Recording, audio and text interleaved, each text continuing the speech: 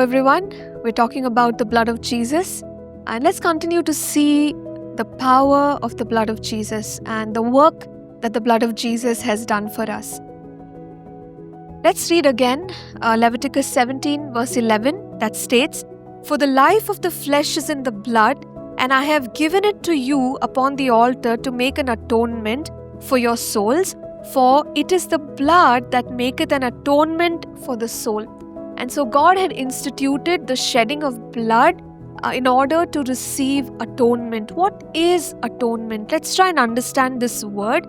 The word atonement, it comes from the root word in Hebrew, kafar, and it means to cover, to cancel, appease, cleanse, disannul, pardon, and so forth. So, covering sin was required and it was necessary because God is a holy God and man is sinful.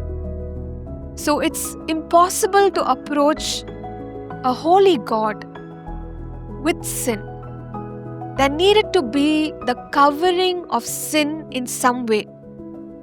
And so God provided through this action for atonement where the shedding of blood needed to be done. And we see in the Old Testament that there were animals with certain criteria, requirements, who were chosen for shedding of their blood.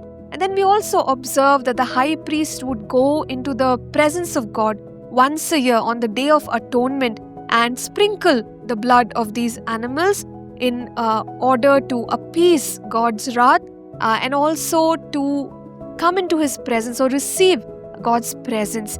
But as we look at what Jesus has done for us, we understand that He has become the Lamb of God who has taken away our sins. We read about this in John chapter 1 verse 29, John 1 verse 36, where Jesus is called as the Lamb of God. So Jesus came with the mandate to die for our sins, to pay for our sins, and His blood is that perfect blood which was shed for us once and for all, because of which we do not need the shedding of blood over and over again.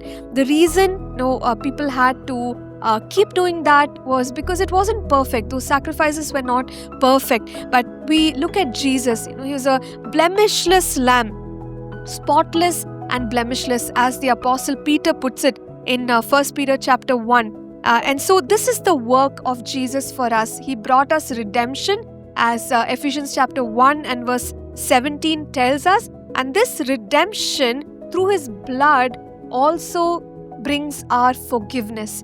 And this is the reason you and I now can pursue a relationship with God and our sins can be forgiven. And it's really amazing to see what God has done for us and how He has provided through His beloved Son and His sacrifice. Let's pray together and let's thank God for what Jesus has done for us. Lord, we thank You for sending Jesus. We thank You for the pure blood of Jesus that cleanses us, that takes away our sins. And Father, for bringing us back, Lord, into Your presence and reconciling us back to You, Father God. We thank You, Lord. We thank You for Jesus. We thank You for the blood of Jesus. In Jesus' name we pray. Amen. Thank you for tuning in to Living Supernaturally. For more resources to strengthen your spiritual walk, please visit apcwo.org.